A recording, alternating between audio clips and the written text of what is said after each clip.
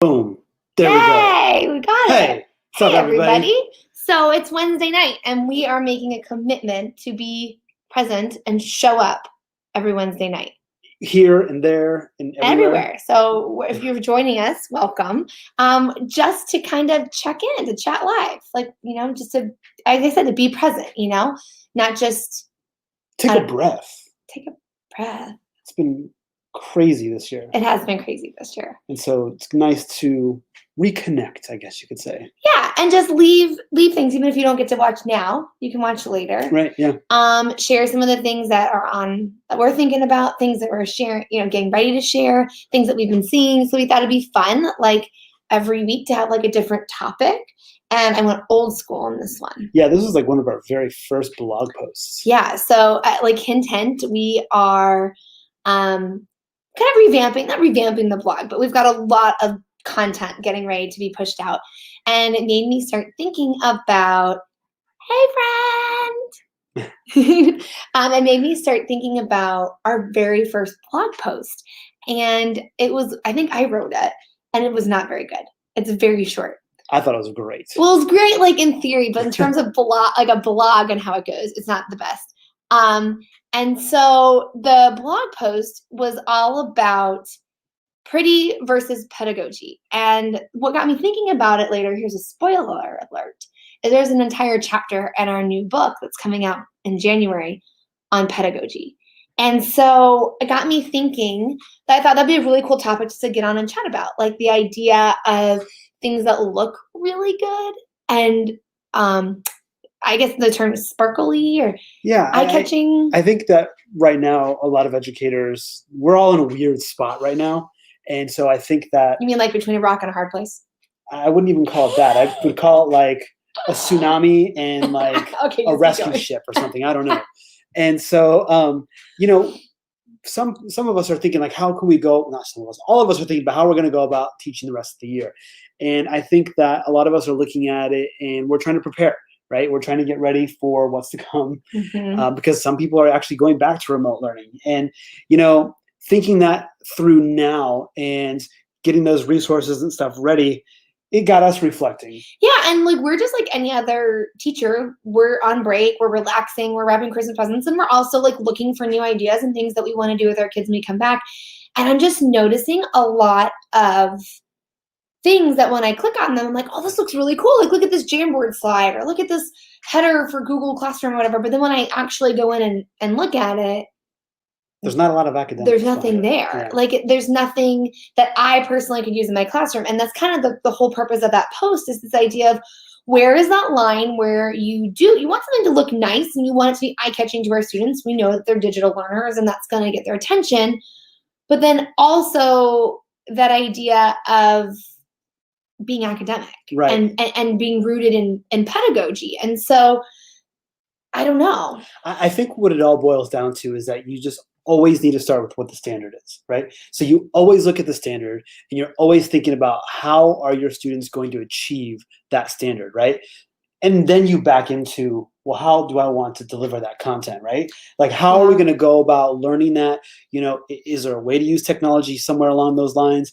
But starting with the standard, and I mean, that seems like a common sense thing to do, but it's easy to get caught up in like, well, this looks so awesome. But I think some people don't know how to make it. And I think sometimes we fall into that trap because we don't know how to design whatever it is that was designed. And so we want it because it looks so good. And then we realize, okay, let me figure out how I can make this work. So the idea of the pretty, I'm sorry, I'm so distracted because Jen just joined. And so yeah, I know. We have all of our friends. We have some friends joining in. Goodness, just so you guys know, in case you missed it, every Wednesday, here, we're going to be here. But this idea of having a sound pedagogy in something that is beautiful got me thinking of what types of resources do the people who make things look beautiful use? And maybe we could share out some of those tips so that we could then empower other teachers to create resources that are a little more instructionally sound. Yeah, I mean, back in the day, we used to use PowerPoint, right? We would just customize. Even further than that. What was the first one that they used before PowerPoint? Publisher. Ooh, I'm dating myself. Yes, my first year after being an intern, I got reamed out because you're a designer. I didn't know how to use Publisher. But now we do over half of what we do in PowerPoint. And people don't realize that. And so we thought, okay, what are some things, like drop them in the comments. Like, are there things that you wish you knew how to do or design or things like that?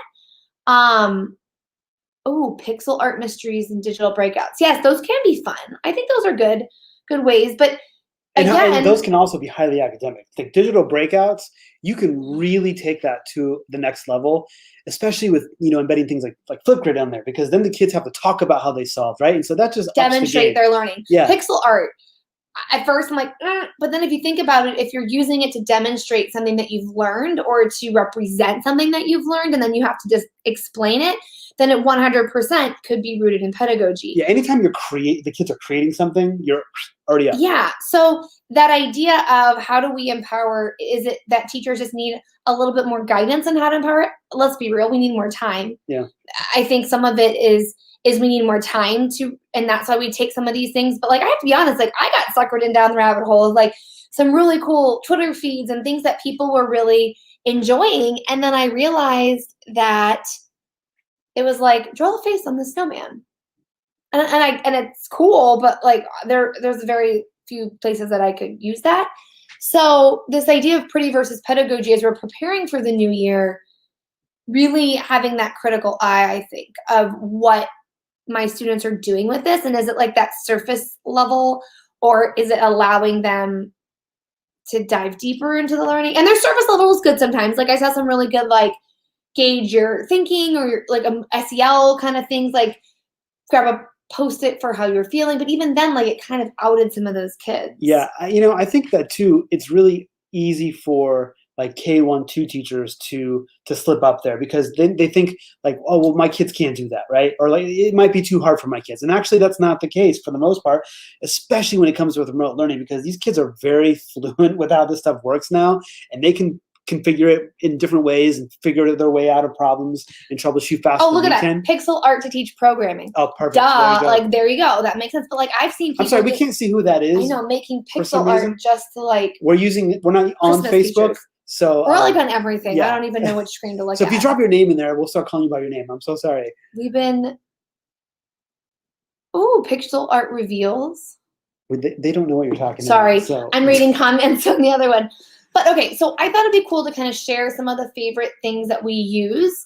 So if you are a teacher that doesn't maybe design as much, you have some time now, like just to play around, to tinker with things. I find that when I start a new program, if I don't have time to play with it, like true story, I just went to my friend's house today to use their Cricut to make a Christmas present.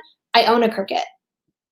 Do I know how to use the Cricut? It's just heard Cricut. It's just seen and heard Cricut. So. Because I don't know how to use it, because I don't have time to use the Cricut. So I've never learned it. So that's true with any other design program or anything else that you do. But I was thinking, okay, like what are some of our favorites that people could start using now or play around with that might help? So fonts is a big one. Like some people make fonts and they sell them, which that's awesome. I'm not a drawer. I don't make or sell fonts. But there is a website where you can get a lot of fonts for free. Which one are you referring to? Da Font. What the font? No, stop. It's called dafont.com. DAFONT.com. Google what the font. No, you don't. Don't listen to him. He's leading you down the wrong road. True. But that's a great website. I went down there today to look for this project I was doing, and I think I downloaded like 17 more than I needed, because I was like, oh my gosh. And then what you can do on top of that to save time is I created a font board. So in Word, I just typed the name of all the fonts that I had just downloaded. And then once I had installed them all, I copied the words into that font. And that was a really easy way for me to know, it's Mike Washburn. Hey, Mike. So that's a really easy place to get fonts for free. Not that there's anything wrong with paying for them, but we pay for a lot. If you're using Google Slides to design stuff, which is awesome, there's all kinds of Google fonts that you can get too. Mm-hmm. And those are all free. And that's the Google font. I can't remember exactly what that's called because I don't use it, but it's like the Google font library or something like that.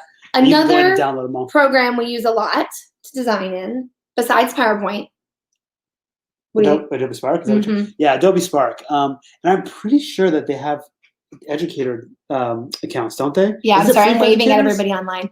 I think it might be. I think for educators, it's free. If you want to start using it with your students, you might need different licenses. But I want to say for every educator, it's free. We'll have to find out for you guys. But we've got connections. It's really easy to use Adobe Spark, and you can resize different things. You can create a poster, 11 by 17 inch poster. It's very similar to Canva, but I find it to be a little less overwhelming. Not that there's anything wrong with Canva. Ooh, see, we got some friends who use it. And you can do all the different sizings and things like that, but they've got a lot of good templates. And you can, like the templates that are on Spark, you can remix them, which means you can go in and, like, if you saw something that said, like, like Happy New Year, you could go in and swap out that text for whatever you want.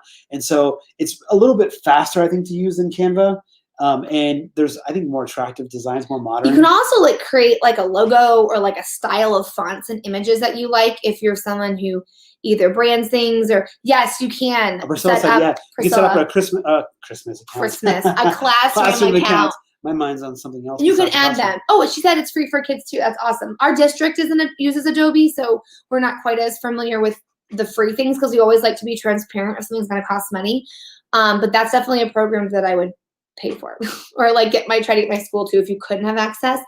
It's super kid friendly, but it's also teacher friendly. It's a great place to start designing things. And then once you create like a header, let's say you figure out the sizes for a Google Classroom page or something else, then you can just duplicate it. You already have the size figured out and then go from there and keep designing for different lessons. And that's a really easy way to make something look pretty, but then, Yeah, it's addicting though, I will warn you. So, but it's perfect for break. It's perfect thing to play around right now. And once you start playing with it, you'll see how easy it is. And they've got some new updates to it recently too that are pretty awesome, which it's a level up. You've played with more of that. But like all of my Canvas page, all my icons on Canvas, everything I made in Adobe Spark and I saved them all. So then if I ever need to add a new button or upload my Bitmoji or silly things like that, I already have it all saved. And that's a nice way to make things look pretty and professional, I would say, without having to go too far there. So defont.com for fonts, Adobe. Is there anything else that we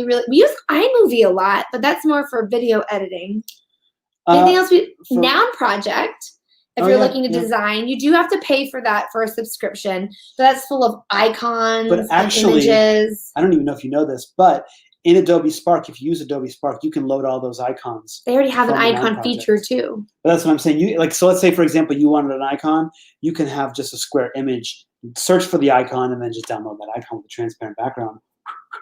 I'm just saying, like, I'm just trying to share what we use. Well, that's what I'm saying. Is there anything else we use for our design? Because people ask us all the time. And I just want to be transparent. I want to share. But like we really do most of it. We do a lot of it in PowerPoint. And then we do a little bit more video editing and some of his stuff that's like I don't do. It's too up there. It takes a long time. Some more intensive stuff. But most of the stuff, like especially the stuff that you see on social media. Like the blog and the blog, the GIFs, all that stuff. Well, yeah. So the GIFs. So if you're working in Spark, now you have the option to save MP4 files, but they're like super short. They're like 4 seconds long and they'll just loop. But sometimes you want that to appear in places that don't accept those type of files. So you can actually upload that movie file, to Giphy, Giphy.com, and then it'll change it into a GIF, and you can download it, and then it'll just cycle through constantly. Yeah. So Noun Project, Adobe. Mike says he lives and dies on Canva. You know what? There's something I like Canva. Yeah. I just think I found Adobe first, and when I went to Canva, I was super overwhelmed. Like I felt like Canva had a lot of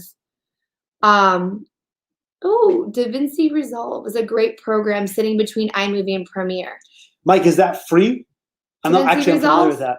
I'm familiar with iMovie, obviously, and Premiere too. But I use iMovie. He uses Premiere, so that shows you like the level of where you need to go to use those. But those are really great programs, especially if you're looking to do video editing. We know that this is a digital age, so people do tend to respond to videos, but less than 15 seconds usually. 30 tops. Like they don't. You're already talking way too long then. Yeah, I know. Look at you. Which, by the way, I was dressed first. I was dressed first. You gave me a hard time. We just look like a big black blob. Oh, stop it. What is going on here? Stop it. If you guys only knew. Look, I'm in my pajamas already. And he gave me a hard time because I was in my pajamas. You got dressed after me. No. Anyways. I said, I'm going on. I'm going to put this on. Stop. All right. Jeez. Pretty versus pedagogy. So that's what we got on here to talk about. Talk about the trap of falling into things that look really pretty, but doesn't necessarily have the pedagogy behind it. And like I said, I gave away a little hint that there's an entire chapter in our new book coming up about this. it might be my favorite. And if any of you guys know me personally, really know me, I don't have much of a filter. And so this chapter is majorly written by me. And it's all about just because we learned something a certain way or something's been handed down to us in a file folder or from a website that everyone buys stuff from or whatever that case may be, just because that's how you necessarily learned it or because the people in the classroom before you did it that way doesn't necessarily mean it's the right way. And so also doesn't mean that you can't use it. No, but you might need to change it. You need to and you change don't have those like the emoji eye hearts of just as something looks really pretty, really having that eye on. Are my students discussing through this? Are my students creating through this? Are they demonstrating knowledge through this? Are my students doing something through this? Or am I creating it for them to look at? You know, like there's a lot of really cool slide decks and Jamboard backgrounds, but it's all teacher driven. There's not a lot of student in there. So that whole idea, hey, Linda from Toronto, thanks for joining us. So if you missed it at the beginning, this is something that we're going to try to do. It's the best of our ability every Wednesday around 7-ish, because, you know, we do have children. 7 Eastern. 7 Eastern time. Just to get on here and throw out a topic and do exactly what we're doing. Talk with you guys, see what you guys have to say. Mike, I agree that, you know, sometimes teachers can get very obsessed with how things look. And I'm married to someone like that. So the problem is real and there's nothing wrong with things looking pretty. But just make sure that you're getting wrapped forfeiting up. Good teaching. You know, I feel sometimes like a terrible teacher because if people were to see what I do with my kids every day, I don't use any of it. I use a blank slate. Now, granted, my kids are live. I use a blank class kick slate, and we just teach from that. I don't have these slide decks already made, and so sometimes I look at this stuff and think, wow, I'm a terrible teacher. I think we made the joke recently of where if you got pulled with your copy codes to see how many copies you've made all year long, we would probably be at the bottom of the list. Mm-hmm. You know, just the day we had no power and we had to teach with 0 power. I didn't know what to do because I didn't have copies made. Like I was outside drawing with chalk because, you know, but the idea that pretty, you know, I'm reading Mike's comments, like singing like, hallelujah. Yes. Like this idea that like you want to be innovative, but if you have something that looks pretty, maybe it's like passing off as innovative and that's not necessarily true. Sometimes innovative is not pretty. Sometimes innovative is really bare bones, you know, because when students create something, how can you prepare ahead of time for the students to create something? Yeah, how awesome is Mike? I love Mike. I've missed Mike. We need to talk to Mike more often. I've missed Mike.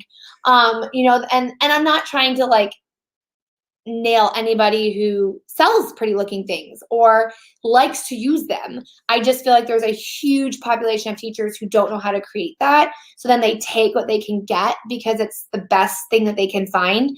And I just feel like we should empower people to learn how to make what works best for themselves. And that's another reason why I feel like I can't share a lot is because I feel like we make so many things specifically exactly for what our kids are doing in our class, in our school, in our district. You know, we try to tailor things so much that it's really hard to generically share out when not everyone does that. And I would love to empower teachers in a way to where they can build and design inherently for the kids they're teaching in the moment that they're teaching it. I think it's also important to mention that we are very bad about this.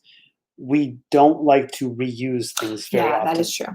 And so when we make something, I would say maybe 2 times out of every 10, we reuse that the following year. Well, and this year we've had to redo everything, even the things that we did like because we're teaching. Yeah, that doesn't mean that we won't revamp it, you know, and do it maybe like in a different level or a different context, different platform. But very rarely will you ever see us say, hey, here's this thing we did last year. Let's do it again. Mm-hmm. You know, because it's a different group of kids. And so it may not fit. Yeah. So in our book, we'll talk about the interactive pedagogy and what we believe that word means and what we believe should be in a classroom that is of sound pedagogy. And we believe that whatever your foundation is, everything from that is going to stem. So this has been fun though. This has been a fun talk. So I don't know, because this is his thing, like I don't know what platforms this is all going out to, but if you find this video later, YouTube, Instagram, and it's not live, leave us a comment of something that you'd like to learn, like something in design, or leave us a comment on like a lesson maybe, you know, because we're always looking for ways that we can come on next week live and share something. Like someone asked me to share how you make an Instagram story, a video, and then how you add a picture on top of your video as you're talking. And it's something that I do a lot, and I didn't realize that a lot of people didn't know how to do that. So I'm working on creating like a tutorial video on how to make a video in your Instagram story and throw up a picture sticker. So like little things like that. If you ever see us post anything and you want to know like how'd you design that, where'd you create that, what's that from, please shout out, because we read the comments long after the videos are done, and we look for inspiration on how we can share with other people in the next week. Yeah, and we're here to help, right? I mean, we're all in this together, and so, talk live. Let's do it. Let's make it happen. So let's talk live. Our first round at it, Christmas week. Thank you for everyone who's dropped in and dropped out and shared with us and talked with us. And then hopefully next Wednesday we can jump on here real quick and share something with you. In our Facebook group, I posted what we were going to talk about. I was with it enough to kind of post it there. So if you don't already like join, if you aren't part of that group, go over there and follow us. The interactive class. Yeah, almost 1,000 people in that group. And I'll post there hopefully a couple days before like what we're going to chat about. And I look for the comments too if anyone wants to like leave ideas. All right, guys. I promise not to wear the same thing as she did next time. Whatever. I've got good style. Good style. Good style. All right. See you. Merry Christmas. Merry Christmas, everybody. Bye.